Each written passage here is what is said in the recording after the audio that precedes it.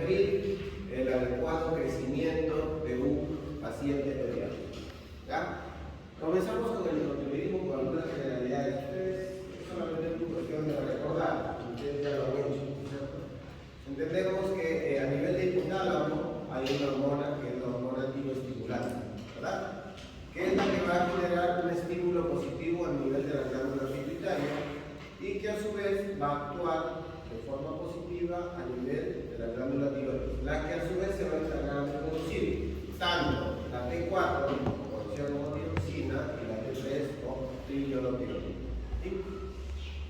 Estas dos hormonas, que son la T3 y T4, van a actuar a nivel de los tejidos periféricos, ¿cierto? Pero, a su vez, cuando hay niveles aumentados o disminuidos, van a actuar tanto de forma negativa o bloqueando la producción o el estímulo de la hormona tiroestimulante, tanto la T3 como la T4, o a nivel de la glándula pituitaria. ¿Sí?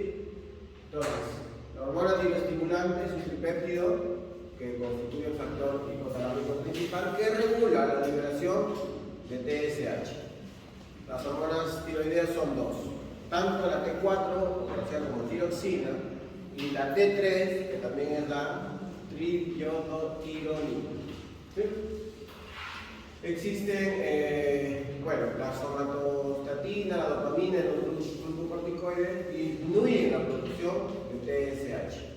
Entonces, eso también hay que tomar en cuenta. Cuando un paciente con algún problema médico respiratorio exageramos en la administración de corticoides, que es parte de la terapia, pero a veces exageramos, podemos disminuir la liberación de TSH, y al bloquear la TSH obviamente va a haber una disminución en la producción de T3 y T4. ¿Quedó claro, verdad? Clarísimo ya. Este es un gráfico, un esquema en donde nosotros podemos ver la síntesis de las hormonas tiroideas, ¿ya?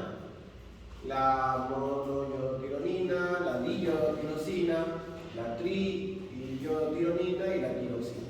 Entonces, en general, nosotros a nivel de la célula folicular, todos nosotros tenemos nuestras células foliculares tiroideas, obtenemos el yodo de la dieta, del agua o de algunos fármacos o medicamentos, ¿verdad?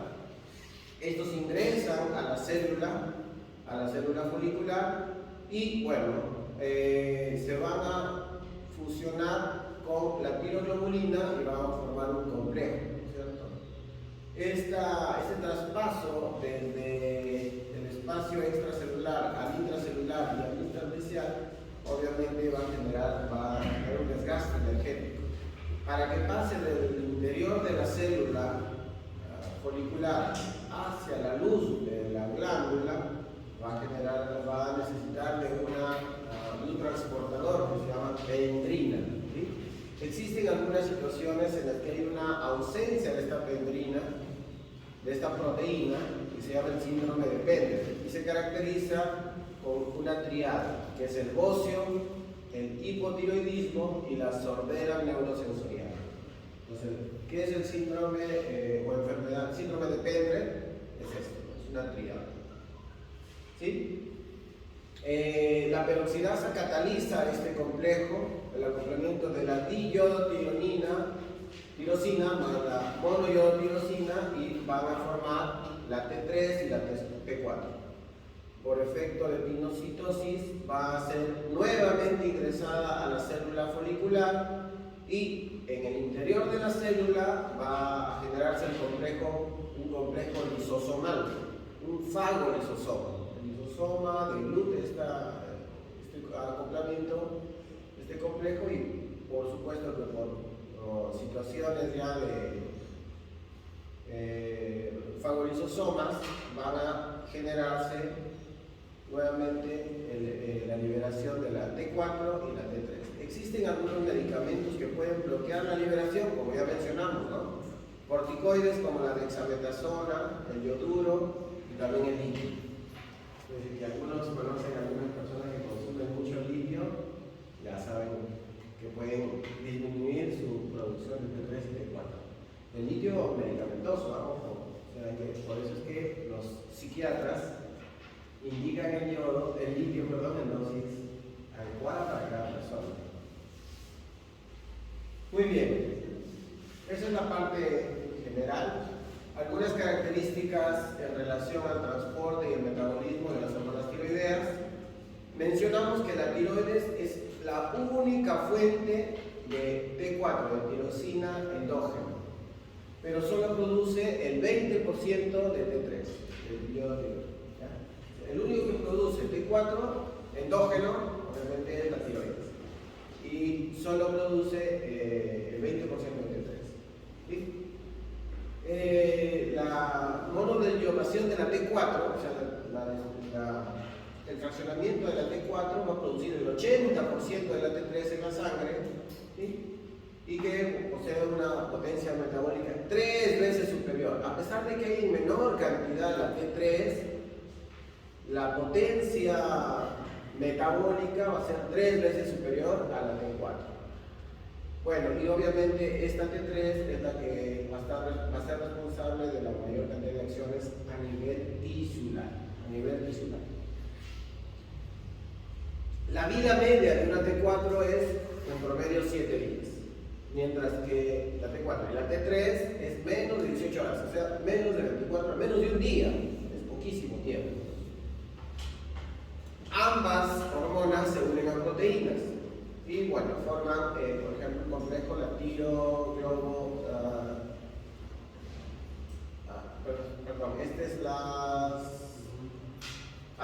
globulinas fijadoras corporales de la tiroglobulina, de la tiroides, ¿ya?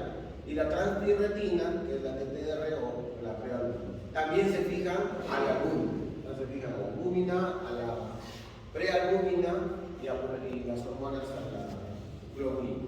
¿Sí? La mayor parte de la hormona está ligada a estas proteínas y una pequeña cantidad queda libre. De esa pequeña cantidad que queda libre es lo que actúa. El 100% de hormonas tiroideas no actúan en nuestro cuerpo. Mientras estén ligadas a las proteínas, son inactivas. Pero cuando ya están libres, esa pequeña porción de hormonas libres son las que generan la acción en los diferentes tejidos. ¿Ya? Concepto de hipotiroidismo, entrando de lleno en el tema. De hecho, como su nombre lo indica, hipo es disminución,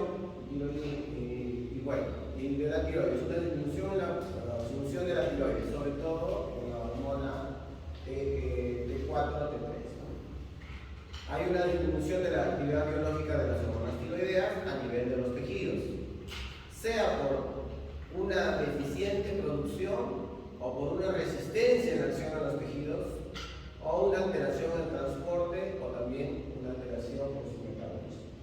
Son 4 los principales mecanismos que pueden producir un hipotiroidismo, ¿no?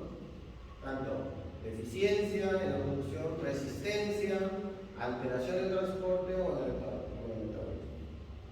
A su vez, el hipotiroidismo puede ser congénito o adquirido. Vamos a ver que las causas de hipotiroidismo congénito ya están establecidas, son las menos frecuentes, pero existen, ¿no? Como vemos la clasificación, el hipotiroidismo congénito se da alrededor de 1 en 1000 recién nacidos.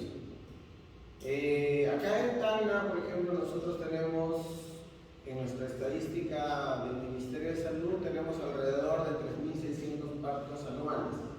Estamos alrededor de 300 partos mensuales. Si vamos tomando en cuenta esta estadística, diríamos que casi cada un año debe haber un caso de hipotiroidismo congénito. ¿Sí? A su vez, de estas hipotiroidismo congénito primario, tenemos algunas que son permanentes, que es el 90%, y algunas transitorias que representan alrededor de 10%. Dentro de las permanentes, que es la que nos interesa, tenemos algunas disquinesias tiroideas, que representan el 80 al 90%. Y de estas, las más frecuentes, obviamente están la agenesia de glándula tiroides. Pero si no hay tiroides, no hay producción, que es una de las causas de hipotiroidismo. Segundo, que hay una glándula tiroides, pero muy pequeña, hipoplástica, o que está ubicada fuera de la zona donde debería estar, que está ubicada acá en la zona cervical, en el cuello, en la parte anterior de la laringe. Y también existen otras causas, como son algunas alteraciones genéticas, hay algunas alteraciones hereditarias y todo lo que vemos acá de acuerdo al código genético. En cuanto a los hipotiroidismos congénitos primarios transitorios, que son la menor cantidad, tenemos algunas causas iatrogénicas. Antiguamente, digo antiguamente porque todavía cuando hacían internado podríamos tener como protocolo que en la atención de un recién nacido usábamos el yodo, ¿no? Teníamos los frascos de yodo, hervíamos la gasa y con eso hacíamos la profilaxis del cordón umbilical. Pero después se demostró que esas pequeñas cantidades de yodo que se ponen en contacto con el cordón umbilical o con la piel, porque también se pintaba parte de la piel, podían absorberse a través de la delicada epidermis del niño o también a través del cordón umbilical. Y eso podía generar un hipotiroidismo transitorio. Por eso que ahora ese exceso de yodo que podría haberse usado o se puede usar en la profilaxis del cordón umbilical, ya no se usa. Lo único que hacemos cuando nace un niño, clapamos el cordón, cortamos y solamente con una gasa y alcohol. O clorexidina, que son sustancias, son medicamentos como un jabón antiséptico. Limpiamos y se acabó. ¿Ya? Entonces el yodo ya no se usa, soluciones yodadas ya no se usan para hacer la profilaxis del cordón. De esa manera también se evita alguna iatrogenia. ¿Sí? Algunas drogas antitiroideas que básicamente no indicadas en el niño, sino en la mamá, ¿no? Si la gestante consume medicamentos antitiroideos, puede tener un efecto de un hipotiroidismo congénito primario transitorio en el recién nacido. ¿Sí? Por supuesto, si la mamá tiene un bocio con déficit de yodo, también se va a ver afectado al niño porque no va a haber un adecuado o una adecuada transfusión hacia el bebé. Bueno, y algunas consecuencias inmunológicas, anticuerpos antitiroideos, anticuerpos igual antitiroideos y genéticos. La segunda parte, bueno, que incluye, como vimos acá, por ejemplo, hay un hipotiroidismo, ¿sí?, primario. Y acá hablamos de un hipotiroidismo hipotálamo, hipoficiario o central. Esto es más raro. Uno en 20.000 recién nacidos. O sea, cada 7 años puede ser. Cada 7 años podríamos tener un niñito con este tipo de hipotiroidismo. Claro, es menos frecuente. Hay que hacer las investigaciones cada vez que detectamos a algún niño con una sospecha de hipotiroidismo y se amplía el estudio, el abanico de posibilidades diagnósticas. Y bueno, y acá podemos tener igual que el anterior, pueden ser permanentes cuando hay un déficit de la hormona tiroestimulante o cuando una deficiencia de la TSH, todas estas causas. También hay causas genéticas. O cuando son transitorias, por ejemplo, los niños prematuros suelen tener una disminución en la función tiroidea. Entonces, es un hipotiroidismo congénito transitorio. ¿Sí? Si es que la mamá es hipertiroidea o con enfermedad de Graves, ahí sí también puede tener un hipotiroidismo transitorio. La tercera clasificación del hipotiroidismo congénito tenemos el hipotiroidismo periférico. Y acá tenemos el síndrome de resistencia a las hormonas, ¿no?, hormonas tiroideas, o el defecto en el transporte de las hormonas tiroideas, o defectos en el metabolismo. Son las otras causas de hipotiroidismo congénito. ¿Sí?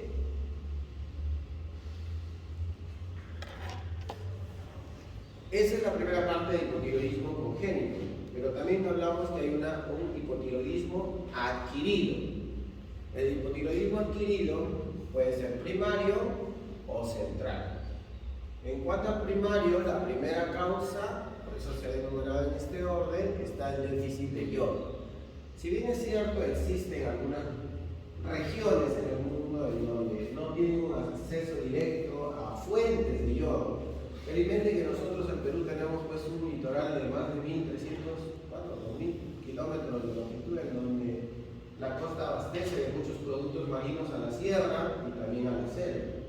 Entonces, es muy poco frecuente, aunque en algunos casos en la sierra, en la zona altoandina, puede darse esta deficiencia de yodo. En ese caso sería un hipotiroidismo adquirido primario. También hay algunos procesos inflamatorios agudos que generan una tiroiditis, ¿no? Por ejemplo, una tiroiditis supurada o piógena, o también subaguda en el caso de lo que denominamos la enfermedad de Kervain. Esta enfermedad de Kervain es, hay otras causas de hipotiroidismo crónico autoinmunitario como la tiroiditis de Hashimoto o la tiroiditis linfocitaria.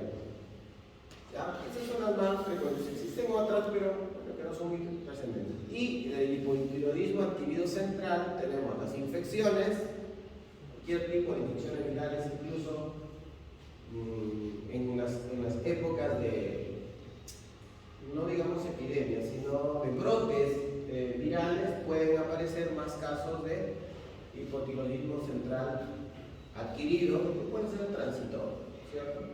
Los tumores, o los craniofaringiomas también son responsables de este hipotiroidismo.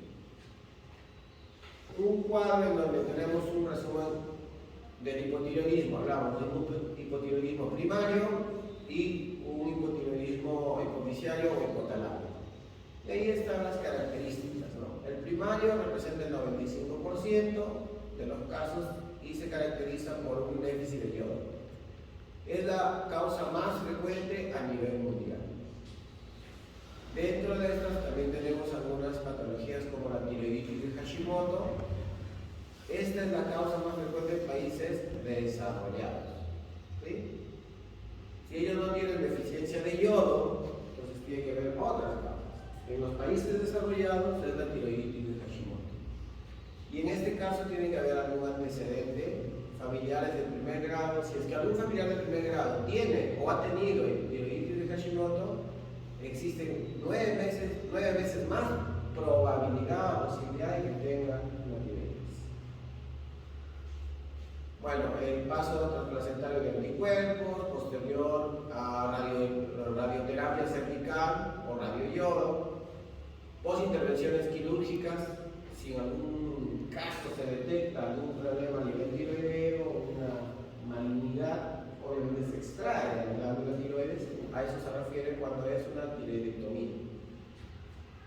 En esos casos hasta un 15 a 30% van a ser hipotiroidismo. Ingesta excesiva de yodo, ¿no? La tiroiditis que ya mencionamos, la hipoplasia o aplasia tiroidea, déficit congénito síntesis de hormonas tiroideas y los fármacos, que nuevamente repetimos, ¿no? Vimos que el litio o los corticoides pueden bloquear la producción o la liberación de la T3 y T4. Entonces, fármacos como litio, antitiroideos, miodarona, inhibidores de la pirosinasis. ¿Sí? Bueno, y acá vemos que las hipofisiales o hipotalámicas, los hipotiroidismos pueden ser por un hipopituitarismo congénito, adenoma hipofisiario, etc. Resumiendo, el hipotiroidismo congénito afecta en 1 a 4.000 recién nacidos, pero en algunos textos mencionan desde 3.000. O sea, nosotros deberíamos tener al menos un caso anual. Este trastorno, este riesgo o esta enfermedad puede ser tamizada a través de las estrategias sanitarias que establece, por ejemplo, el sistema de salud de nuestro país, sea MINSE, Salud, Fuerzas Armadas, todos realizan un tamizaje neonatal, un tamizaje de recién nacido. El Perú está ya como parte de un programa internacional en donde a todo recién nacido se le debe hacer su tamizaje neonatal, ¿sí? Con el fin de evitar secuelas secuelas graves que puede generar este hipotiroidismo. Bueno, el cretinismo, que forma parte de la clínica de un niño con hipotiroidismo, se da ya cuando el cuadro es severo. Tanto se puede observar en niños, en bebés o en niños más grandes, ¿no? Preescolares, escolares. Y esto básicamente puede ser por una deficiencia materna de vida. Las manifestaciones clínicas, acuérdense, siempre que tengan un niño recién nacido, medio hipoactivo, más allá de la semana de haber nacido, está hipoactivo, somnoliento, tiene flacidez, ictérico, una ictericia fisiológica persistente. Si la ictericia es persistente, en realidad ya descartamos este término, ¿no? Entonces es una ictericia prolongada o ictericia patológica, ¿sí? Presenta un llanto ronco. ¿Por qué presenta un llanto ronco? Así como vemos la glándula macroglósica, la lengua macroglósica, a nivel de laringe, de cuerdas bucales, también hay un engrosamiento de las cuerdas bucales. Por lo tanto, el tono de voz se vuelve más ronco, se vuelve disfónico. Entonces, el llanto de un niño no es como de un niño normal, bien agudo, es un poco más ronco. También hay alteraciones en el tránsito intestinal, por lo tanto hay estreñimiento. Obviamente hay una afectación del sistema nervioso central y hay un compromiso de hipoactividad, somnolencia. Y por supuesto, al tener este problema de la macroglosia y tener también alteración en las glándulas, en las cuerdas bucales, no hay una regulación de deglución, respiración, por lo cual puede haber alteraciones problemas en la alimentación. Clínicamente nosotros podemos sospecharnos si es que tenemos de alguno de estos síntomas.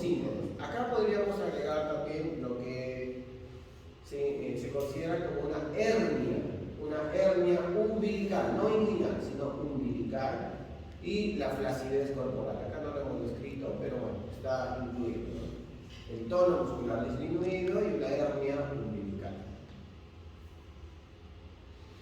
El tamizaje debe realizarse entre las 48 y 72 horas. No es que nace el niño y de inmediato retorno, no, porque todavía recordemos que la mamá puede haber transferido algunos niveles, algo de hormonas tiroides.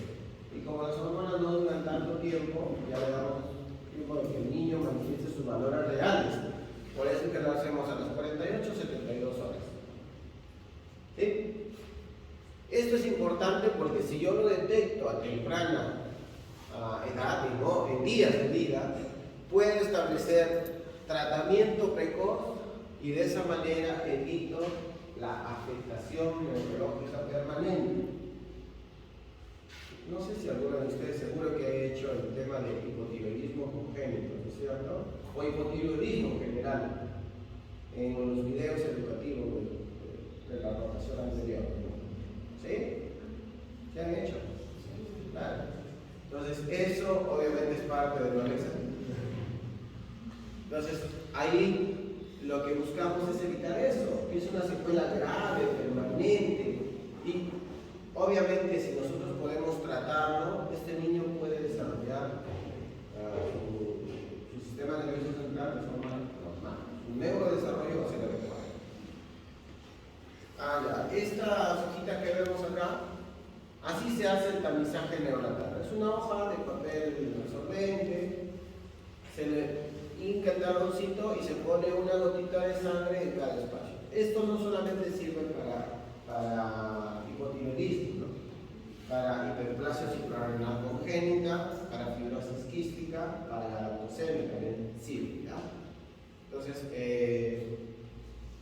no es solo exclusivamente para hipotiroidismo, pero acá el tema es hipotiroidismo. Pero así se toma la muestra, se lo seca, se hace un envío al laboratorio y ahí ya el resultado.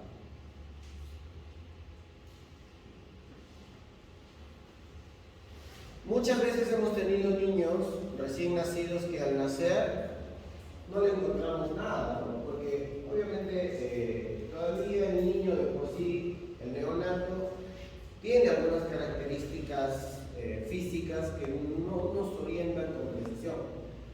Por eso es que hay que ser bien minuciosos y hacerle controles según la norma técnica del ministerio. Las recomendaciones son que el niño nace, sale de alta y deberemos verlo a la semana de haber nacido. De ahí a los 15 días de haber nacido y de ahí al mes. En un mes debería verlo 3 veces, ¿cierto? Al nacimiento, al siguiente día que nació y se va de alta, a la semana, a los 15 días, bueno, y al mes. Si lo consideramos al mes, ya tendría que ser hasta 4 veces. De esa manera nosotros ya podemos identificar algunos de los síntomas que hemos mencionado anteriormente, que podría ser la ictericia, ¿no? Podría ser la hipotonía. Por lo tanto, la hipotonía, los niños no tienen un buen reflejo de succión, una buena succión, más que reflejo, una buena succión, porque el tono muscular está disminuido. Y bueno, de esa manera ya podemos también hacerle el seguimiento del resultado del tamizaje neonatal. ¿Sí? Entonces, a eso se refiere cuando dice que los niños tienen poca expresividad clínica, sobre todo los neonatos. Y al examen físico puede encontrarlos normal, pero eso no me descarta de que tengan hipotiroidismo. Entonces, para eso es necesario hacerle el seguimiento del tamizaje. Sin embargo, el tamizaje podría salir normal, pero yo en el segundo control lo sigo viendo mal, sigue ictérico, hipotónico, no gana peso, y bueno, de hecho podemos ya solicitar otros exámenes. Dentro de ellos el dosaje de hormona TSH, hormona antiestimulante, y la hormona T4 libre, la tirosina libre. De esa manera hay unos cuadros que vamos a ver más adelante y podemos comparar de acuerdo a la edad del niño, a la semana, al mes, a las 2 semanas, al mes, etc. Entonces, no nos confiemos, por favor, si es que encontramos un niño sano o de características normales, digamos, al momento del nacimiento, no nos sorprendamos si más adelante detectamos un problema de hipotiroidismo. ¿Sí? Incluso nos dice que en algunos casos hasta los niños pueden mostrarse como normales.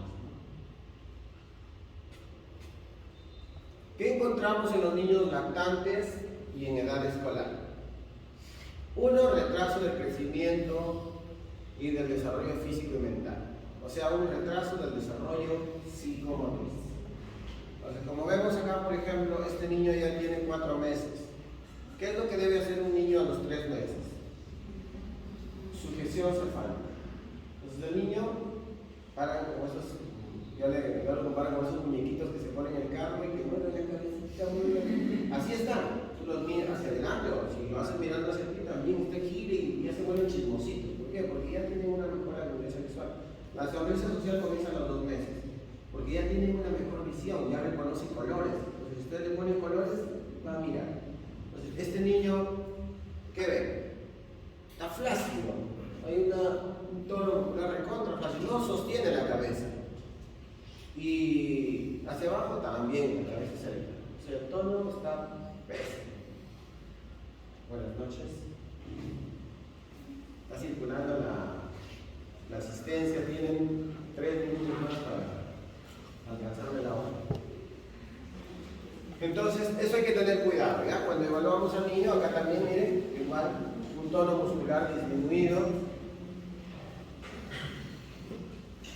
Cuando nosotros vemos los percentiles de crecimiento, vemos el peso, la talla, el perímetro cefálico, ojo, siempre hemos observado que muchos de los pacientes que son evaluados en los establecimientos de salud de primer nivel, solo lo pesan y lo tallan, pero no le miden la cabecita. Entendamos de que una forma de evaluar el crecimiento es integral, tiene que incluir el perímetro cefálico, porque si no me está creciendo el perímetro, ¿qué me indica? De que no está creciendo la masa encefálica. Y si no crece la masa encefálica, no está creciendo el sistema nervioso central. Algo está pasando. ¿Sí? Entonces, ahí tenemos que evaluarlo, también medir el perímetro cefálico, ver, solamente con el hecho de cargarlo, de repente para pesarlo, ya yo puedo ver si el tono está disminuyendo. Cargo, lo veo,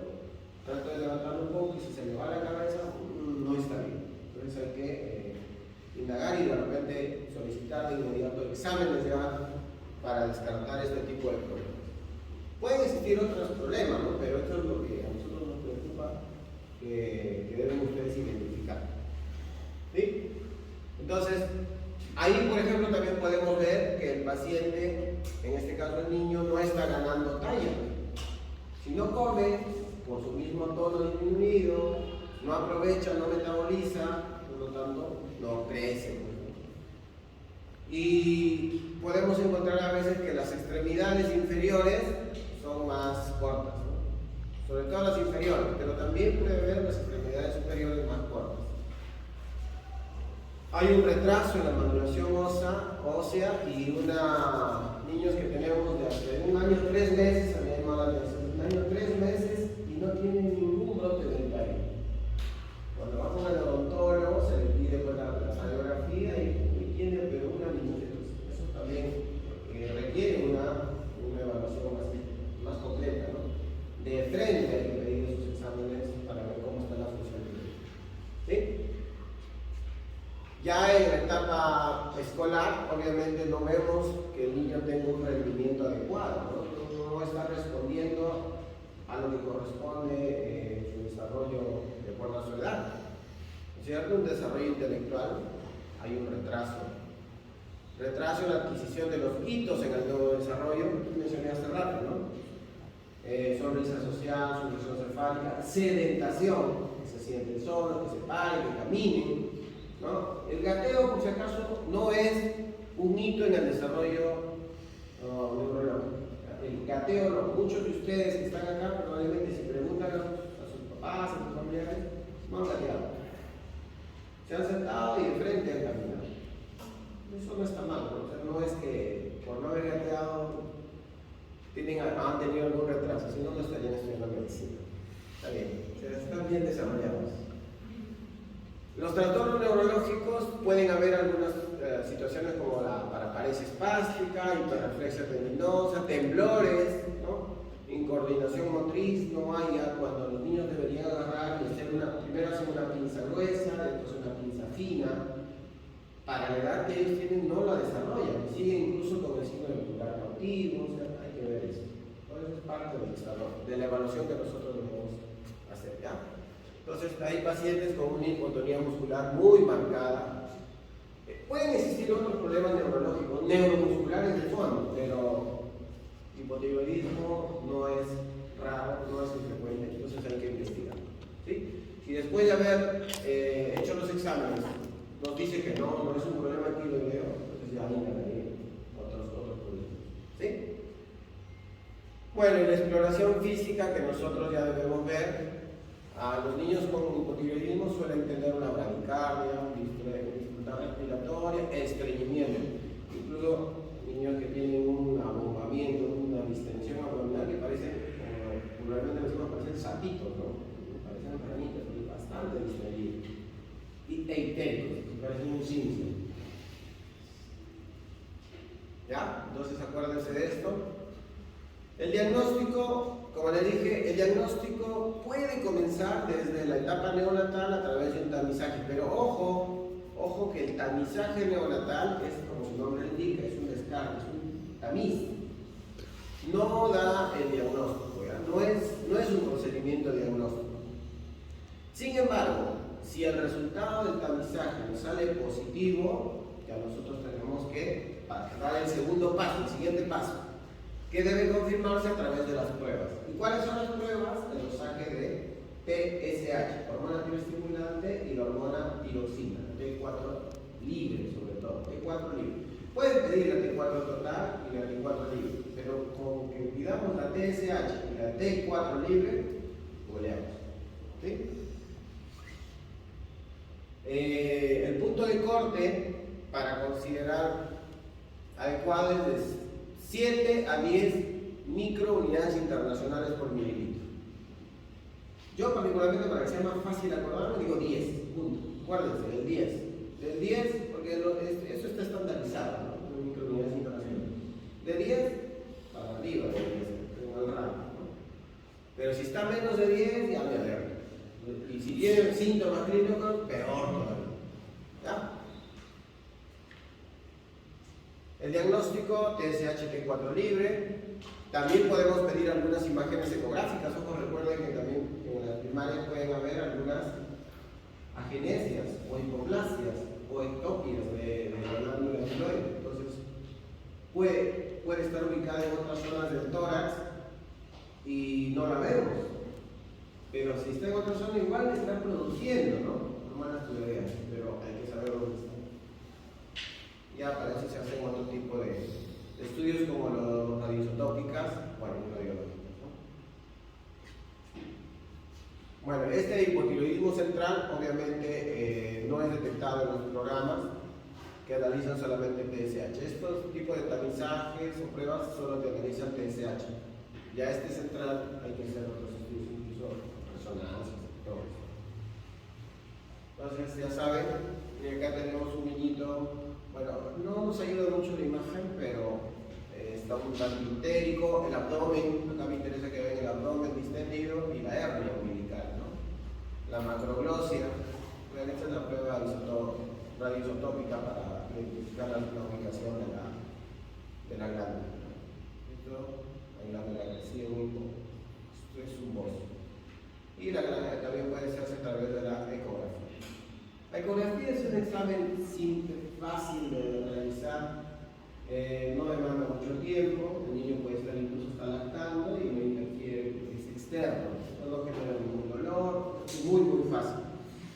Obviamente hay que también tener la certeza de que la persona que realiza el procedimiento tenga la pericia como para identificar la glándula o asegurarnos de que no está presente. Y esto es lo que quería dejarles como rango de referencia de hormonas tiroideas en recién nacidos según la edad gestacional, ¿no? Entonces, me interesa que vean eso. Miren, al momento del nacimiento en el cordón umbilical, a los 7 días, a los 14 días y a los 28 días. Entonces, ¿qué es lo que vemos acá? Un valor medio. Ejemplo, un niño de 7 días de vida que tiene signos clínicos, el valor de la TSH debería ser de 3.5. ¿Sí? Esta es la edad gestacional. Y a un niño entre 31 y 34 semanas debería tener 3.6 miliunidades por litro. ¿Sí? Este mismo niño a los 14 días debería tener 3.8, pero ojo, hay una desviación estándar, ¿cierto? Puede subir hasta 4.8 y de 3.8 a 9.3. Esas son las desviaciones, los rangos que deberíamos tener. Esa tablita, igual como dije, lo pueden tener, es fácil de identificar, ¿ya? Así como vemos la TSH, también podemos ver la T4 libre, pero la T4 general. Pero lo que me interesa son estas dos. Con estas dos yo tengo una certeza de alrededor de un 90% de diagnosticar. ¿Sí? Y esto, como ven, va a variar de acuerdo a la edad gestacional. Miren, desde 23 semanas hasta mayor de 35 semanas ya prácticamente es como un niño a término. Y también de acuerdo a la edad gestacional y también los días de vida. ¿Ok? ¿En qué situaciones especiales los valores de la TSH y la T4 deberíamos realizarlo a las 2 semanas y 4 semanas de vida? ¿Por qué? Porque puede haber una elevación tardía de la TSH y hay que determinar estos valores. Uno, en prematuros, de menores de 30 semanas, hablamos de más o menos de 7 meses de vida para abajo. En niños de recién nacidos con muy bajo peso al nacer. Eso equivale a menos de 1500 gramos. Cuando se ha estado usando por algún motivo antisépticos yodados en el parto o en el recién nacido. Hay una... Bueno, nosotros no accedemos mucho a la sala de partos, pero cuando vamos igual todavía siguen usando la solución yodada, ¿no? por yodo, creo que son.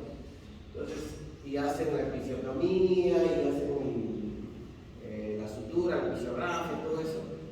También podría de alguna manera, si es que lo usan anticipadamente, innecesariamente podría afectar al niño. Pero como ese epicio ya se hace y sale el niño inmediatamente clama en el cordón, ya no hay riesgo de transmitir al bebé.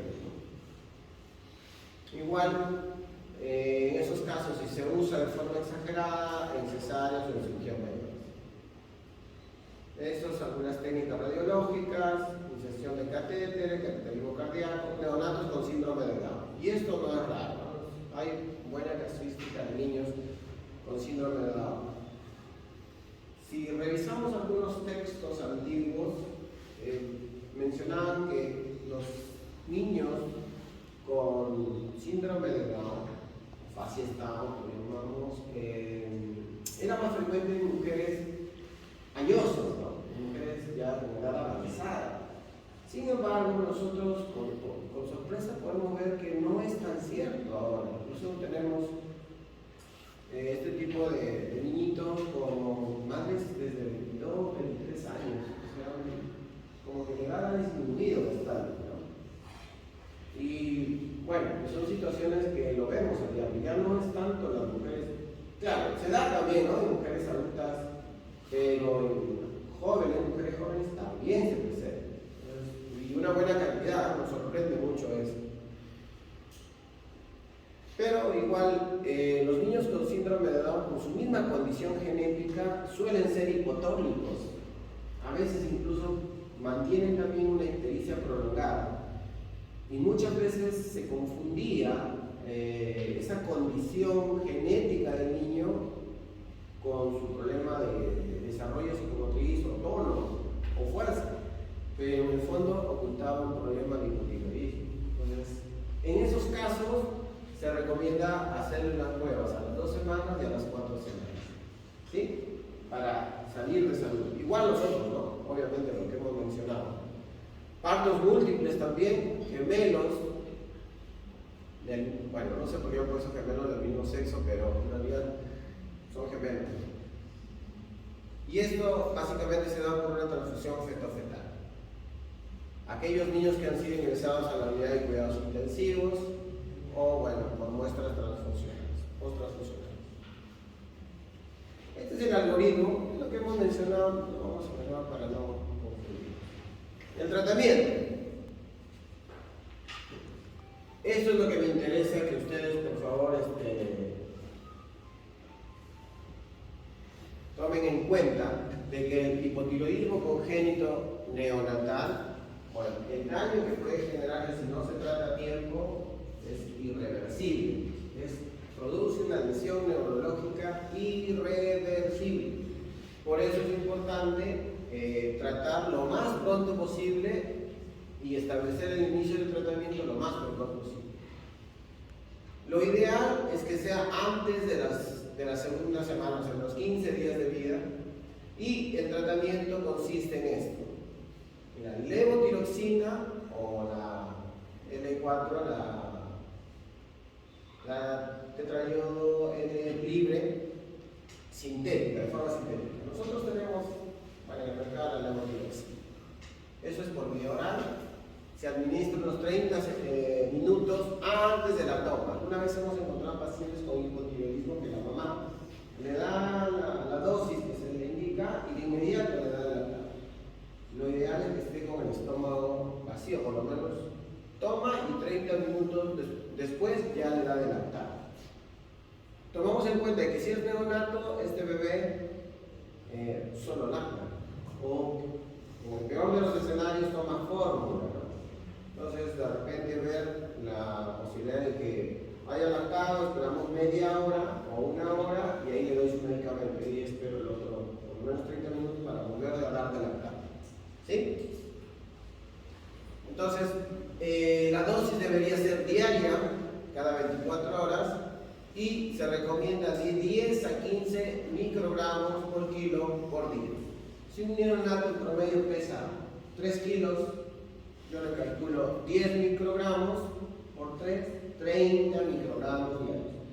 Pero ¿cómo le preparo eso? Bueno, para eso existen los químicos farmacéuticos. Tú le indicas, ¿sabes qué? Prepárame papelotes de 30 microgramos, ellos te preparan y te dan la dosis para que le entregues todo.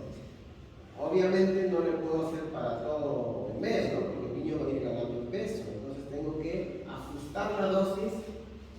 de acuerdo al peso que vaya ganando, ¿no? Ahora, si vemos más o menos al mes de haber iniciado el tratamiento, no vemos una respuesta, deberíamos aumentar la dosis o corregirla, ¿no? De repente ajustarla al peso, tanto el peso y dosis.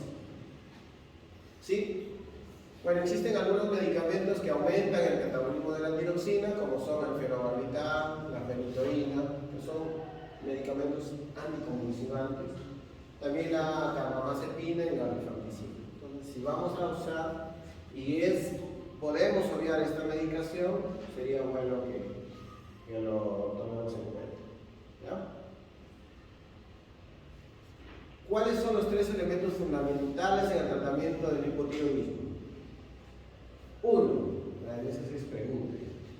Iniciar tratamiento precoz. Esto es impostergable, acuérdense. Hipotiroidismo diagnosticado, hipotiroidismo tratado. Y no es una dosis prolongada, ¿verdad? Hay que administrar una dosis inicial adecuada en el recién nacido y conseguir un equilibrio mediante la evaluación que nosotros hagamos. Tiene que ser un control riguroso en las evaluaciones que vamos haciendo, ¿no? Y la evolución médica que vamos estableciendo por consultorio externo. El niño no tiene que estar hospitalizado, salvo que tenga un problema adicional y el niño está hospitalizado, lo seguiremos. Si no, este es manejo ambulatorio. ¿Ya? Entonces, de estos tres elementos, para mí lo más importante es esto: iniciar lo más precoz posible. Y lo ideal es que sea antes de los 15 días de edad. ¿Ya? La dosis, bueno, esto lo tienen acá. Y si no, ya buscamos, es rápido ahora encontrar la información. ¿Cuál es la dosis adecuada para el tratamiento de un hipotiroidismo? Es aquella que permite normalizar los niveles de TSH y elevar el nivel de T4. ¿Sí? La T4 total debería ser en promedio más de 10 microgramos por decilitro. ¿Sí? Retrocedemos en la tabla, ahí están sus valores. Y la T4 libre debería ser en promedio más de 1.5 nanogramos por decilitro. Esto debería tratar de normalizarse lo más pronto posible. Hablamos de 1 o 2 semanas de haber iniciado el tratamiento. Entonces, a la semana, a las 2 semanas le hacemos un control para ver cómo estuvo su valor inicial del T4 y T4 libre, y cómo está a las 2 semanas de haberle iniciado. Bueno, y la otra es disminuir y normalizar el valor de la TSH a 10 microunidades por mililitro en el primer mes. Ya, entonces, primero normalizar el valor de T4 y disminuir los valores de TSH. La dosis ya la dijimos anteriormente, de 10 a 15 microgramos por kilo por día. 10 a 15 microgramos por kilo por día. En algunos casos se ha intentado dar dosis menores, pero no se consigue el objetivo. Por lo tanto, una dosis subóptima no nos va a permitir tener los resultados que esperamos, que es normalizar los niveles de T4 y disminuir la TSH. Y si no regulamos eso, el niño va a seguir deteriorando su desarrollo o su problema neurológico. ¿Ya?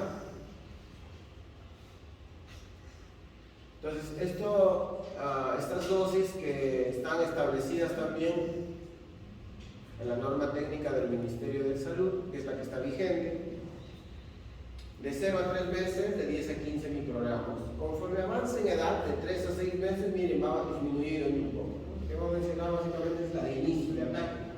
Nivel de diagnóstico inicio, de 10 a 15 microgramos. Luego ya voy bajando de 3 a 6 meses, de 6 meses a 1 año, voy bajando un poco, de 6 a 8 microgramos. Entonces, conforme el niño va ganando peso, también ya probablemente hasta se puede usar una pastillita completa, aplastada, y es más fácil que el familiar también le dé la dosis, ¿no? El seguimiento es muy importante. La periodicidad de las revisiones en un recién nacido debería ser cada 1 o cada 2 semanas de iniciado el tratamiento. La dosis ya la hemos mencionado. Bueno, y hay que observar también los elementos en cada revisión. Peso, talla, perímetro craneal, perímetro cefálico, esos son la antropometría. El desarrollo neurológico o el neurodesarrollo que hemos visto, ¿no? El tono muscular, la interrelación, la interacción con su entorno, sus movimientos simétricos, asimétricos, la sedentación, la marcha, etc. Debemos ver si es que ha tenido o no ha tenido adherencia al tratamiento. A veces hay situaciones culturales que el familiar, porque el niño no es pues, consciente de lo que están haciendo con él, ¿no? El familiar por algún motivo dice, no, prefiero no darle, le voy a dar algo natural. Entonces, grave error.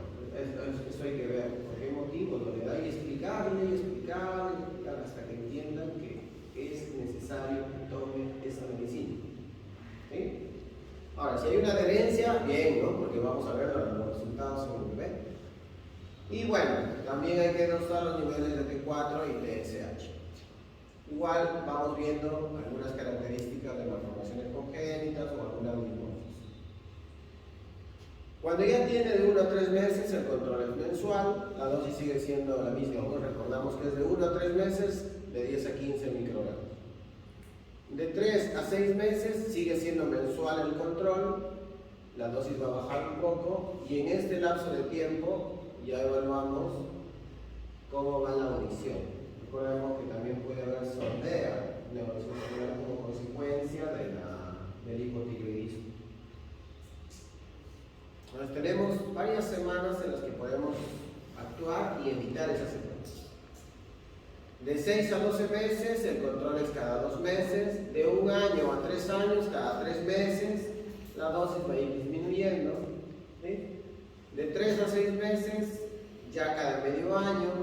Y después de los 6 años, anual. De 6 meses a 1 año, el control. Igual requiere una evaluación neuropsicológica. Después de los 12 años de edad, el control ya es anual. ¿Sí? Y algo que nos indica y que es muy importante es que si por algún motivo yo veo que estoy mal en la dosis y tengo que ajustar la dosis en cualquier momento de esta fase, tengo que evaluarlo a los 4 a 6 semanas. O sea, al mes más o menos. Cambié de dosis porque estaba muy corto, al mes lo revalúo. Independientemente de que tenga 1 año, 3 años, 6 años, etc. ¿Sí? ¿Quedó clara esta parte?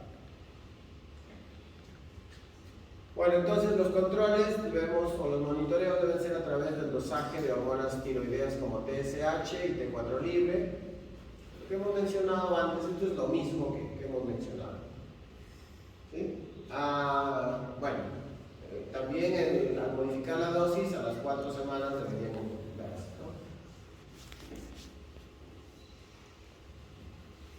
Este es un algoritmo en donde vemos, ¿sí?, si es que nosotros reevaluamos el diagnóstico de hipotiroidismo congénito, ¿no? Si se suspende el tratamiento con levotiroxina durante 1 mes, entonces, ¿qué evaluamos? Hacemos un dosaje de TSH, de T4, tiroglobulinas, anticuerpos tiroideos, ecografía, gammagrafía en caso que sea específico, desde el perclorato y estudio genético. Si después de este mes de haber suspendido tengo una TSH menor a 5 miliunidades por litro y una T4 libre normal, estamos hablando de un hipotiroidismo congénito transitorio. Hay que hacer un seguimiento y análisis de 3 a 6 meses. Si la función tiroidea después de los 6 meses está normal, alta, chao, ya fue solamente transitorio. Si la TSH está entre 5 a 10 miliunidades y la T4 libre está normal, hay una disfunción tiroidea permanente. Por lo tanto, hay que hacer un seguimiento periódico, estudio familiar y considerar reanudar el tratamiento en algunos casos específicos, pero a veces por sí iniciarle el tratamiento. Y si la TSH es mayor a 10.000 unidades, ese sí es un hipotiroidismo congénito permanente. Ahí no podemos dudar, si después de un mes que lo he suspendido tenemos estos valores, reiniciar el tratamiento. ¿Va? En cuanto al adquirido, bueno, la clínica es similar al congénito, pero ya es de un inicio más tardío y suele ser menos intenso. Más severo y más grave es el congénito. A nivel del mundo, la principal causa del hipotiroidismo adquirido es la deficiencia de yodo. Y como dice acá, es la principal causa reconocida de retraso mental y parálisis cerebral prevenible. Entonces, ojo, hay que tratar de identificarlo lo más pronto posible. Recordemos que el desarrollo neurológico del sistema nervioso central en un 95% se da hasta los 5 años de edad. Entonces tenemos poco tiempo. Porque la persona puede seguir viviendo, ¿no? Pero con qué calidad, ¿no? de adaptación al entorno. Entonces también tenemos algunas situaciones que se pueden dar durante el embarazo, cuando hay una deficiencia o una insuficiente ingesta de yodo, deprime la función tiroidea y por lo tanto también la función fetal, a nivel fetal. Acá hay algo importante. Según la OMS recomienda que la ingesta de yodo de una gestante debería ser alrededor de 200 microgramos por día, ¿no? Y bueno, en la lactancia garantizan buenos niveles de yodo. La gestante o la lactante, la mamá lactante debe consumir esta cantidad de yodo. ¿Y eso para qué? Para evitar justamente eso, ¿no? Las lesiones graves e irreversibles. Acá vemos las características clínicas del hipotiroidismo, alopecia, bueno, no en la mirada, hablamos de la edad pequeña, cuando son pequeñitos y la mamá dice se le cae mucho el cabellito, lo toco y se desprende, no hay una buena adherencia del folículo piloso. Entonces, alopecia, macroglosia, intolerancia al frío, o sea, son niños que paran llorando, ¿no? A veces por el frío y en esta época puede ser más evidente todavía. Metrorragia, síndrome poliocarpiano, esto no es tan frecuente. La piel seca, sí, áspera, seca, ictérica, hay un aumento de peso, una obesidad ahí, edema palpebral, cardiomegalia, estreñimiento, debilidad, espasticidad. Algunas patologías específicas que mencionaba, por ejemplo, la tiroiditis, y dentro de ellas tenemos la subunidad biógena, y que puede estar producido por diversos microorganismos, en especial bacterias como Staphylococcus aureus, Streptococcus hemolíticos y Streptococcus pneumoniae. Hay un dolor unilateral en la zona de la faringe, a nivel de la glotis, ¿sí? en la pared anterior del cuello, que puede irradiarse hacia la mandíbula, ¿no? Se acompaña, obviamente, si hay un proceso infeccioso, se acompaña de fiebre, escalofríos y otros signos de una infección bacteriana, incluso como una infección bacteriana sistémica. Ahí en ese caso el diagnóstico debería hacerse a través de una punción aspirativa con morfina. El antibiótico endovenoso de forma precoz es el tratamiento de elección y no deja secuelas. Entonces, si yo trato bien la infección, la resuelvo. Y la otra sería la tiroiditis subaguda o de Kerbein. Es un proceso inflamatorio de la glándula tiroides. Puede remitir espontáneamente y su duración puede ser de 1 hasta 2, 3 semanas. Puede prolongarse hasta algunos meses, pero este es el promedio de tiempo que establece, 1 a 2 semanas. Las infecciones víricas pueden estar relacionadas, pero muchas veces no se establece la causa. Clínica: dolor, fiebre, malestar general, 3 a 4 días. El 50% de casos pueden ser tirotoxicosis y el tratamiento es de acuerdo al cuadro clínico. tengo fiebre, tengo dolor, le doy analgésicos, antiinflamatorios. ¿Sí? La tiroiditis de Hashimoto, o también llamada linfocitaria crónica, tiene un origen autoinmune, cursa con bocio y desarrollo un hipotiroidismo permanente. Y esta es la causa más frecuente de trastorno tiroideo en la edad pediátrica, no neonatal, sino pediátrica. Y sobre todo tiene una preferencia por las niñas. El motivo de consulta es bocio, hipocrecimiento y obesidad. Hay una expresión del desarrollo del hipotiroidismo. Las pruebas de función tiroidea nos indicarán cómo está funcionando la glándula tiroides al momento del diagnóstico, pero eso no quiere decir que se vaya alterando en los siguientes controles, ¿cierto? Bueno, la presencia de anticuerpos es clave para el diagnóstico de esta enfermedad, de la tiroiditis, que es autoinmune. Entonces, vamos a buscar la antitiroglobulina y la antiperoxidasa. El bocio se define como un aumento del tamaño de la glándula tiroides equivalente a más de 2 desviaciones estándar de acuerdo a la edad. Recordemos que la glándula tiroides está alojada en el cuello y el cuello no tiene el mismo tamaño de un adolescente o de un lactante o de un escolar o un preescolar. Por eso es que dice acá, se menciona que es de acuerdo a la edad. Imagínense, un recién nacido, el tamaño de una tiroides es de 1 mililitro. Y va aumentando con la edad y también aumentando con la superficie corporal. En general, la OMS establece de que un bocio grado 0 es que no se palpa, no se evidencia, no se detecta. Grado 1, el bocio ya es palpable. Grado 2, el bocio es visible y palpable, obviamente. Y el grado 3, el bocio es voluminoso. ¿Sí? La tiroides en forma de H. Causas de bocio: bocio simple, bocio endémico y enfermedad tiroidea inmunitaria. El bocio simple se asocia a un hiper o hipotiroidismo. Su incidencia es de 1.9 a 6.8 niños escolares aparentemente sanos. Y para variar, bueno, acá tenemos una mayor prevalencia en adolescentes y mujeres. ¿Ya?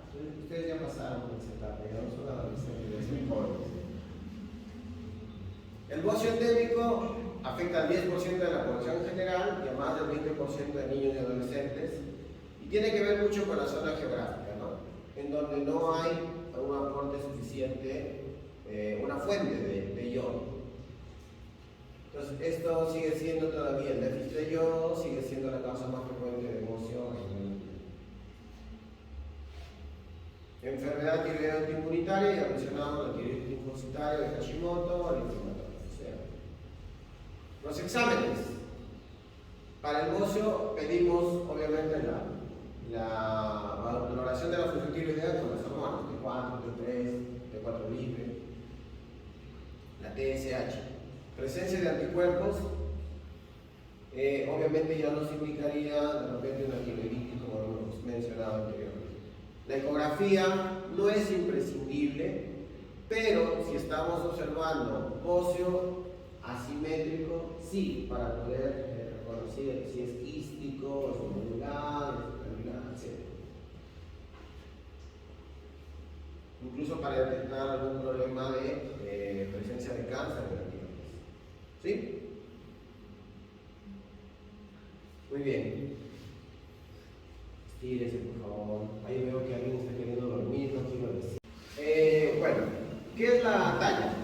O la estatura. Talla, la longitud es en niños menores de 2 años y la talla ya es en niños a partir de 2 años, los medimos en bipedestación, ¿no? En este caso de la imagen sería una talla, estatura, no longitud. Longitud es cuando los medimos echaditos. Sobre todo es en lactantes hasta los 2 años de edad. Es un parámetro antropométrico, ¿sí? Es un valor que nosotros le damos a a la medición que hacemos en un niño y que de alguna manera nos refleja el estado de salud de un niño. ¿Sí? Como mencionamos en el tema anterior, hay algunas situaciones, algunas patologías que pueden alterar el crecimiento y el desarrollo. Entendiéndose de que el crecimiento solamente es por ejemplo, el aumento de volumen o el aumento en longitud de algún segmento corporal, sea un brazo, hidrocefálico, la talla misma. Por eso que nos puede dar ya un valor. Mientras más situaciones de morbilidad tenga un niño, menos va a crecer. Mientras más enfermizo es, en otras palabras, va a retrasar o va a bloquear su crecimiento. ¿Sí? El retraso del crecimiento puede ser una manifestación precoz de patologías congénitas y adquiridas. Por supuesto que existen algunos factores influyentes, como son la herencia multifactorial. ¿Sí? Entonces, la talla final que obtiene una persona, un individuo, tiene que ver también con la talla genética, la talla familiar. Es uno de los parámetros, ¿no? Pero dice, y alguna vez ustedes habrán tenido oportunidad o van a tener oportunidad de escuchar los comentarios de la mamá. Yo soy la más chiquita de mis hermanos. Y mis papás son bajitos, pero mis hermanos miden 1,80, yo mido 1,50. Yo quiero que mi hijo también mida como mi hermano, como el tío, ¿no? Pero lo ves al papá, es más chato que yo, o sea, ya dónde también, pues ya. Uno tiene que ser prudente y decirle, bueno, veamos cómo están sus hijos. Y al final le dices, señora, tengo una buena noticia y una mala noticia. La mala es que no va a crecer su hijo. La buena es que sí es el hijo de su esposo. ¿Por qué? Porque va a quedar con la talla en medio de su papá. Entonces, existen factores multifactoriales, ¿sí? También existen algunas situaciones hormonales y, de hecho, tienen que ver los factores de crecimiento que van a influir durante la vida pre y postnatal. Desde la vida prenatal. Ayer justo estábamos, después de la clase me quedé para la sustentación de la tesis de embarazo adolescente en una región fuera de Tacna. Entonces se mencionaba que dentro de las complicaciones que se presentan está el bajo peso al nacer. Si nosotros retrocedemos en el tiempo, una mujer adolescente que está completamente desarrollada físicamente, aparentemente podría estar, pero fisiológicamente todavía no lo está, porque está en crecimiento, ¿cierto? Y los adolescentes no han completado su crecimiento, ni su desarrollo, porque ojo, emocionalmente, psicoemocionalmente todavía no están desarrollados. Por lo tanto, su organismo, los nutrientes que ingiere, todavía los utiliza para ello. Pero si en ese interín, en ese desarrollo, se embaraza, obviamente el niño, usando un término muy duro, va a ser así, ¿no? El niño se comporta hasta como un parásito, ¿no? Parásito en términos coloquiales, no explícito, ¿no? Porque requiere nutrientes. Entonces, si la mamá está en desarrollo y encima se embaraza, va a necesitar el doble de aporte energético. Y si no se nutre adecuadamente, obviamente el niño va a verse afectado. A eso se refiere cuando decimos que ya desde la vida prenatal puede verse el resultado final de la talla. Entonces, si un niño nace con talla baja, ese niño podemos recuperarlo en el tiempo, sí, pero es un poco difícil porque tendríamos que tener toda una educación químico-sanitaria, nutricional. Y lo que pasa en nuestro entorno, y lo hemos visto, es que muchos niños que nacen con bajo peso al nacer, al cabo de 3 o 4 meses, prácticamente al año de edad, están casi como un niño que nació a término con un buen peso. Entonces la velocidad de crecimiento que ha tenido este niño, digamos que es el doble de velocidad. Pero eso también le condiciona algunos riesgos cardiovasculares y metabólicos. Tampoco es conveniente salirse del carril de inicio de crecimiento. Si yo nací en un percentil 25, debo mantenerme en ese percentil, una pequeña variación, pero no irme hacia arriba. Obviamente tampoco debo quedarme por debajo del percentil. Vamos a ver más adelante ese ejemplo, ¿no? Entonces, lo que hacemos a veces es, de alguna manera, acelerar ese desarrollo con el exceso de ingesta de carbohidratos y de calorías, pero en exceso. Entonces, eso acelera y aparentemente el niño está bien, pero cuando ya llega la pubertad, se da su estironcito y ahí quedó. Y los otros que vienen por detrás lo van a pasar. Y seguramente, si ustedes recuerdan, en su etapa escolar, que no ha sido hace mucho, hace poco, algunos compañeros o compañeras eran un poquito más altos, eran más bajitos, ya después no, y ahora lo veo hacia abajo, sobre todo los más altos, ¿no? Entonces, se da esa situación. Pero existen varios factores, desde acá, desde la etapa prenatal, postnatal, y también los factores genéticos, ¿no? Los factores hormonales, etc. Entonces, incluso los factores ambientales, la alimentación, el entorno afectivo y psicosocial de una persona o un niño maltratado puede también bloquear la producción de hormona de crecimiento. ¿Sí? Un niño que no descansa adecuadamente tampoco produce hormona de crecimiento. Adelantándonos un poco al tema, ya se ha demostrado que la hormona de crecimiento tiene un mayor pico de producción entre las 8 de la noche y 11, 12 de la noche. Si el niño no durmió en ese lapso de tiempo, bueno, ustedes ya pueden dormir a la noche, ¿no? Si el niño no durmió en ese lapso de tiempo, así duerma en la mañana, en la tarde, tiene que ser en ese rango, en ese lapso de tiempo. Entonces es conveniente mandarlo. Mientras más coincida su sueño con ese horario de 8 a 11, va a aprovechar mejor la hormona de crecimiento. ¿Sí?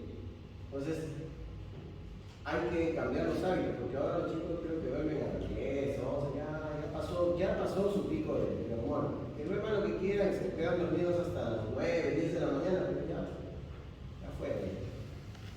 Y reitero que ustedes ya no hay problema, ya pueden acostarse a la hora que quieren y levantarse a la hora que quieren, con tal que lleguen a la clase. ¿Ya?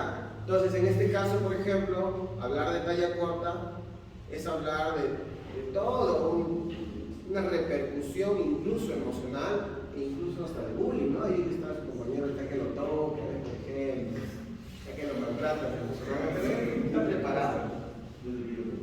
Y vamos a ver estas diferencias, ¿no? Vamos a ver estas diferencias, chicos de la misma edad. Entonces, ¿cómo definimos talla baja? Antes de que se me olvide, cuando nosotros hablamos del percentil del desarrollo, acá vemos los percentiles, ¿no? 3, 5, 10, 25, 50, 75, bla, bla. Entonces, si el niño ha nacido con una talla que está en el percentil, se me ocurre, ese es en años, ¿no es cierto? Si nació en el percentil 25, se debe mantener alrededor del percentil 25, ¿no?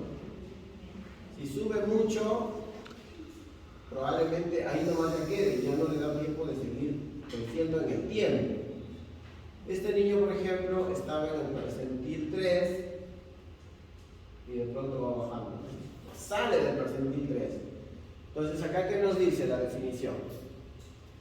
Se define como una longitudes en niños menores de 2 años y estatura en niños mayores de 2 años, ¿no? Menor al percentil 3.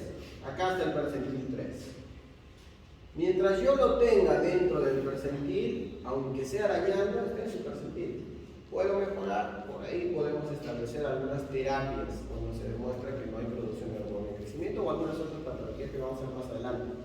Pero si ya sale de su percentil, caballeros, este chiquito tiene talla baja o menos de 2 desviaciones estándares. Acá nosotros tenemos en percentiles, pero hay otra tabla que indica con desviaciones estándares. Menos 2 desviaciones estándares. También debería estar por acá más o menos. ¿Sí? Y esto obviamente está relacionado si es para niños o si es para niñas, ¿de acuerdo? A la edad y el sexo. Y eso tiene que ver con la media de la población. Hay tablas de la OMS que ya están estandarizadas, ¿no? Entonces ustedes pueden acceder a esas tablas de forma de uso libre y van a poder tener las impresas y van a poder diferenciar. ¿Ya? Este es el caso de un niño, por ejemplo, de 11 años y medio, ¿no? Que ya está fuera de su perspectiva, tiene una talla baja. Ese es uno de los aspectos para definir talla baja. Otro es que la velocidad de crecimiento sea menor al P25, o sea, el percentil 25, menos, que equivale a menos 1 desviaciones estándar por lo menos 2 años seguidos. Entonces, si yo tengo un niño de 4 años y está en el percentil acá, pasa los 5 años, sigue acá, 6 años sigue acá, o sea, se ha mantenido chata su curva, o plana su curva de crecimiento, bueno, chata en el sentido general. O sea que se ha mantenido plana la curva, entonces su velocidad de crecimiento es obvio que va a salir del carril donde estaba circulando. Y esto tiene que ser por lo menos 2 años, por eso es importante los controles, por lo menos cada 6 meses. A partir del año de edad ya debe ser cada 3 meses, cada 3 meses. A partir de los 2 años, cada medio. ¿Cómo estamos en la hora? ¿Cuánto tiempo nos queda? 13 minutos. 13 minutos. 13 minutos, escucha, que ya corremos. También la talla, cuando está en más o menos 2 desviaciones estándares, se encuentra por menos 2 desviaciones estándar para su talla diana. La talla diana es la talla que yo espero obtener. ¿Cuánto mide tu mamá? Inventa un número. ¿Tu papá? Ya. De la talla de papá y mamá, yo saco mi talla diana, que es mi talla esperada, ¿cierto? Entonces tú debes tener una talla diana de más o menos 1,58. ¿Sí? Por eso, 1,58. Más menos 5 centímetros. Entonces, si tienes 1,60, tienes todavía 3 centímetros para crecer. Bueno, tenías 3 centímetros. Entonces, ¿qué hacemos? Esa talla diana va desde que nací. Es mi talla proyectada. Si yo tengo esta talla diana, mi talla diana es acá, y yo tengo 2 desviaciones estándares por debajo, oye, entonces estoy con talla baja. ¿Sí? Si mis papás miden 1,80, 1,90, ¿no? Estoy por acá. Pero mi talla está por acá, está por debajo, 2 desviaciones estándar, estoy con talla baja. ¿Sí? Claro, para el resto de mi grupo, de repente estoy bien en talla, pero si mis papás son gigantes, tengo que ser más alto. ¿Me entienden? A eso se refiere las 2 desviaciones estándar, menos 2 desviaciones estándar en relación a su talla diana. Calculen su talla diana ustedes como practicable. Y bueno, la predicción de la talla adulta debajo menos 2 desviaciones estándar, ¿no? Es lo mismo. Fases del crecimiento. Intrauterino. Puede estar alterado por factores placentarios, una placenta previa, una amenaza de parto, prematuro, amenaza de aborto, yo qué sé, muchos factores. Enfermedad materna, patologías maternas también. Lactancia. Influye en la nutrición y el potencial genético que yo tengo. Ya eso tiene que ver con la genética familiar. En la infancia debo tener un crecimiento de 2 a 6 centímetros por año. En promedio, de 5 a 8,5 por año. Entre 2 a 6 años, perdón. De 2 a 6 años, promedio es 5 a 8 centímetros. De 6 años hasta la pubertad, de 4 a 6 centímetros por año. Y en la adolescencia es donde nos damos el estirón puberal. Claro, influye a la hormona gonadotrófica y las hormonas sexuales. En promedio puede crecerse de 8 a 14 centímetros por año. Y el promedio es 1 año y medio hasta 2 años. O sea, yo podría, en el mejor de los escenarios, crecer hasta 28 centímetros en la época de mi estirón puberal. ¿Sí? Sin embargo, el máximo crecimiento que tiene el ser humano, miren, es en los primeros, nosotros llamamos en los primeros 1000 días.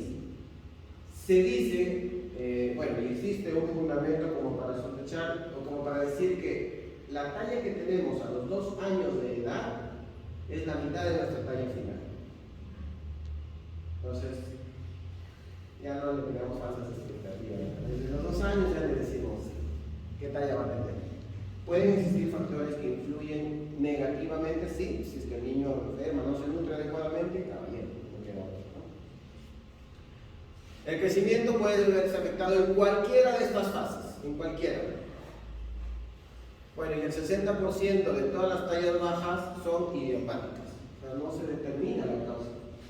Claro, cuando decimos idiopática es porque no tenemos todavía la tecnología o el raciocinio lógico para encontrar la causa específica, pero de hecho tiene que haber una.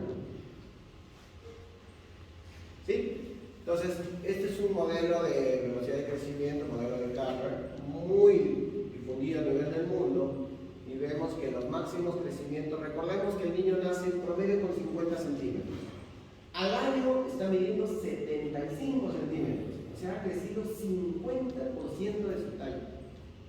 Es una barbaridad. Nunca más en la vida vamos a crecer en esa magnitud. Nunca más. Al siguiente año, más o menos, crece unos 13 centímetros. Todavía es significativo. Casi equivalente a lo que ganamos en la pubertad. Temblor.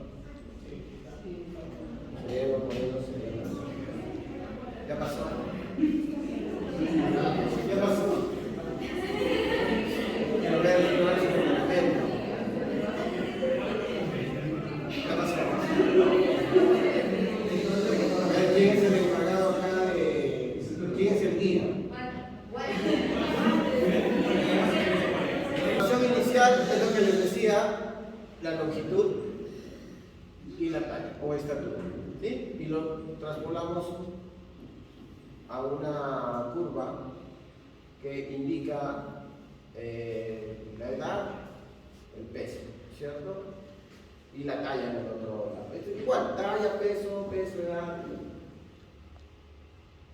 La medición debería ser en estatura descalzo, usando, bueno, el tallímetro, fijo a la pared con un ángulo de 90 grados y debe apoyarse la parte de la cadera, los glúteos, la espalda y el cráneo. ¿Sí? Estos 3 puntos de apoyo.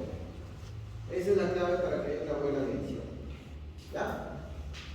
Y el niño obviamente mirando al frente, con la quijada no metida ni muy levantada. Bien, como soldadito del globo. Cuando evaluamos un niño podemos encontrar que existe una talla baja absoluta. Eso es cuando ya la desviación estándar está por debajo de 3 desviaciones estándar, ¿cierto? Lo que decíamos, ¿no? Mientras el niño crece de 3 a 5 centímetros por año, el percentil de un niño por menos 3 desviaciones estándar estaría por acá abajo. Ya nos indica de que hay una talla baja absoluta.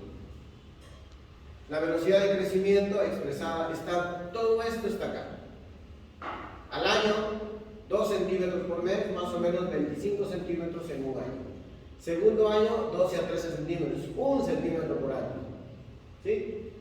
Tercer año va bajando a 0.7, 4 a 10 años a 0.5, en la pubertad 0.3, en la prepubertad y en la pubertad 0.7.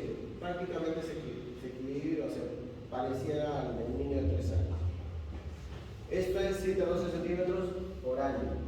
Si yo crezco en promedio, mantengo mi pubertad 2 añitos, por ahí puedo recuperar y ganar 24 centímetros. Pero nunca va a ser igual en proporción.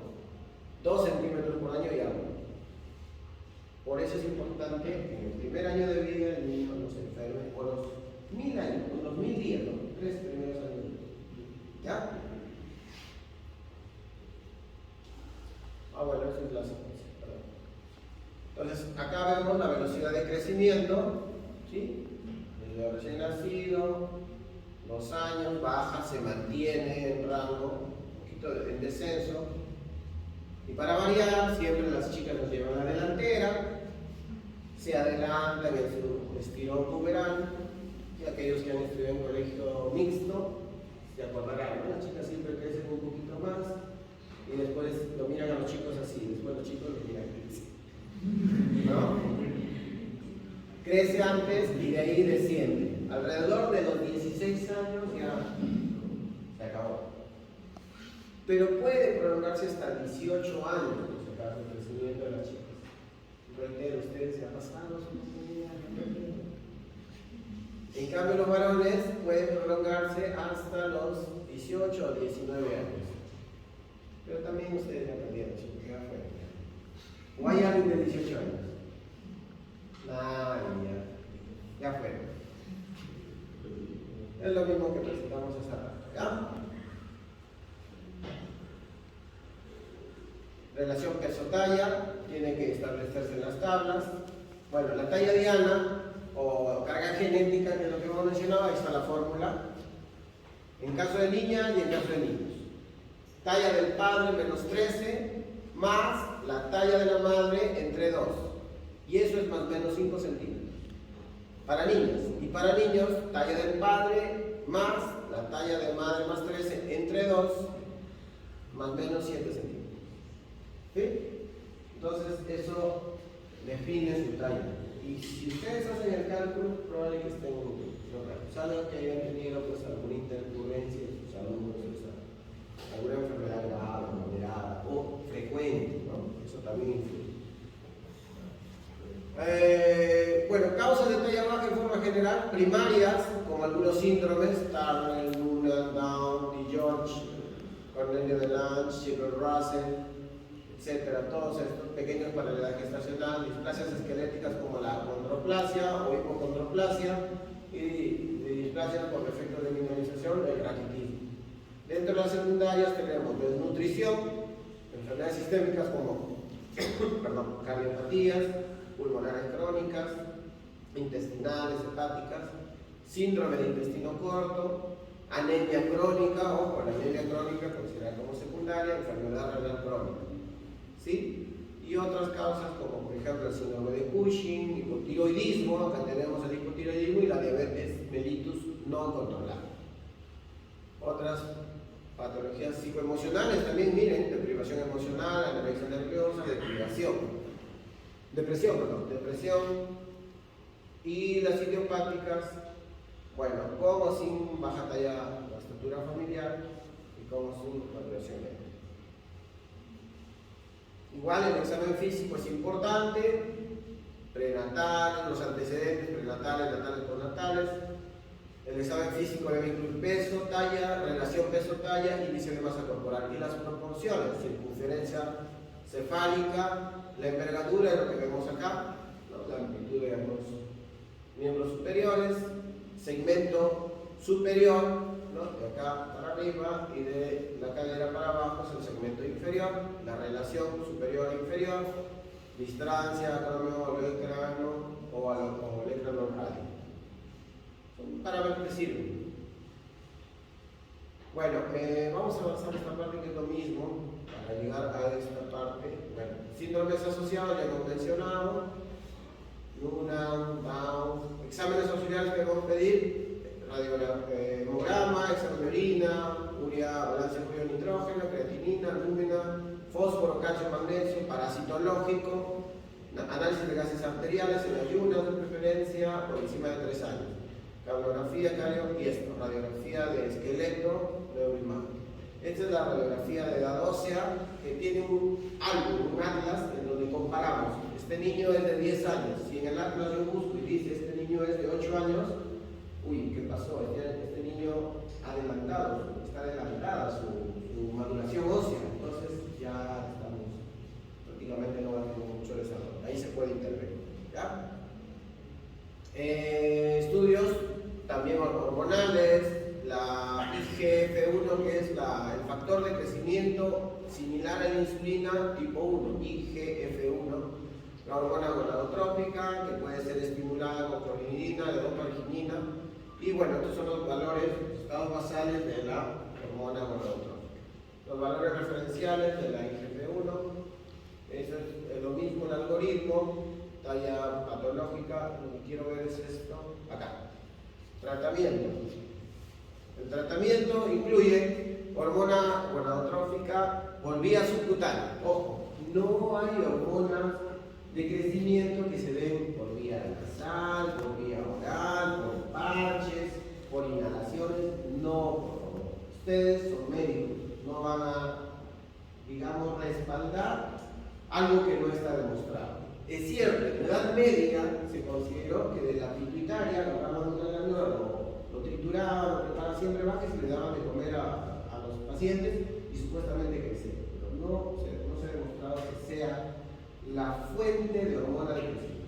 ¿Sí? Entonces, la única fuente de hormona de crecimiento se administra por vía subcutánea. Punto. No hay otra. Por ahora no hay otra. Tiene que ser diario antes de acostarse, dosis única, y ahí está la dosis, 0.025, 0.35 miligramos por kilo por día, y se establece o se indica para pacientes con hormona deficitaria de hormona de crecimiento, y para aquellos que no tienen situaciones deficitarias de 0.045 a 0.05, o sea, por ahí cerca. ¿Qué riesgos existen? No hay riesgos demostrados, son escasos, pero los más frecuentes podrían ser epifisiólisis de la cabeza del fémur y la pseudotumor cerebral. O sea, hay hipertensión endocraniana benigna, más o menos 1 en 1000 niños tratados con hormona de crecimiento. Estas son las indicaciones aprobadas por la FDA o la Organización Mundial para el uso de hormona de crecimiento. Turner, por deficiencia de la hormona de crecimiento, síndrome de Turner, Prader-Willi, para insuficiencia renal crónica, síndrome de Noonan, síndrome de Leri-Weill, talla baja idiopática con una talla menos de 2.25 de divisiones estándar, y pacientes pequeños para la gestacional sin crecimiento compensatorio después de los primeros 2 años de vida. Esperamos a los 2 años. A los 2 años, todo prematuro, todo niño con bajo peso debería haberse equilibrado y estar a la par de un niño nacido real. Si llega a los 2 años y estamos por debajo de sus estándares, se puede indicar hormona de crecimiento. ¿Sí? También existe el tratamiento con el IGF-1, está aprobado ya por la Agencia Europea de Medicamentos desde el año 2008, y la dosis sería 0.04 a 0.08. ¿Ya? Bueno, las dosis están acá. Igual también por vía subcutánea cada 12 horas, de preferencia antes de las comidas para prevenir efectos hipoglicemiantes. Moduladores de la pubertad, bueno, tienen un beneficio para el tratamiento de la talla baja, no está claramente demostrado. ¿Ya? En este caso podrían usarse los análogos de la hormona gonadotrófica y últimamente los inhibidores de la tercera generación de la aromatasa. Y por último, bueno, el tratamiento quirúrgico, que ya sería pues en personas que ya cumplieron con su desarrollo, más allá de los 18, 19 años. ¿No? Si no pierden la esperanza, podemos todavía hacernos esta cirugía. Y se puede realizar hasta 10 a 12, entre 10 a 12 años, pero siempre se explican los riesgos. Miren lo que hacen, ¿no? Lo fracturan y ponen un elongador. Pero bueno, se fractura acá y se elonga. Acá, miren. Y ahí crece un callo y así. Pero bueno, es muy traumático, ¿no? Para 3, 2, 3, hasta 4 centímetros, yo creo que prefiero quedarme así. ¿Sí? ¿Cuándo derivar al endocrinólogo? Siempre que tengan un pacientito y encuentren que está con menos 3 lesiones estándar, talla para la edad, al endocrinólogo. Si es que en repetidas evaluaciones tiene menos de 2.5 divisiones estándar, al endocrinólogo. ¿Ya? Velocidad de crecimiento menor a 4 centímetros por año a cualquier edad, también. Y bueno, si es que los perceptibles de 12 a 24 meses no han cambiado, también. Claro, si tiene alguna dismorfia, una malformación, también. Y si son pequeños para la gestacional sin crecimiento compensatorio a los 2 años. ¿Sí? Bueno, recomendaciones: adecuada alimentación, estilo de vida saludable que incluya deporte y un adecuado hábito de sueño. Esos son las tres recomendaciones asociadas a la hormona de crecimiento. ¿Ok? No es un síntoma la talla baja, es una enfermedad. Y bueno, siempre evaluar de forma individual cada paciente. Evitar dar falsas esperanzas, por si acaso. No, si tome este reloj y va a crecer. Engañan a la buena gente. Ahí nosotros tenemos que actuar con honestidad y conciencia.